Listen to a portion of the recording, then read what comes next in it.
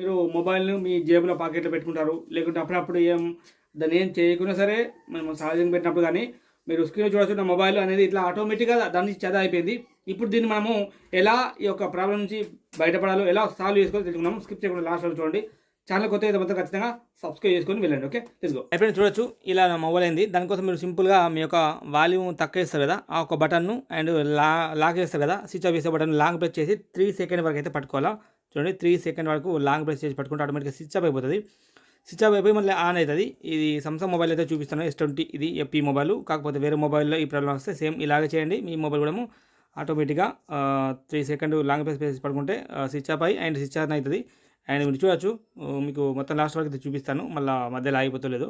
And switch off అయిపోయి switch on అయితుంది. Just wait చేయండి. ఒక 3, 5 సెకండ్ అయితే వెయిట్ చేయండి. అండ్ చూడొచ్చు మీరు ఇక మనకైతే ఆన్ అయిపోయిందంటే ఆటోమేటిక్‌గా మీ యొక్క లాక్ ఇచ్చేసి ఆన్ చేసుకున్నట్టే. వీడియో మాత్రం లైక్ చేయండి, షేర్ చేయండి.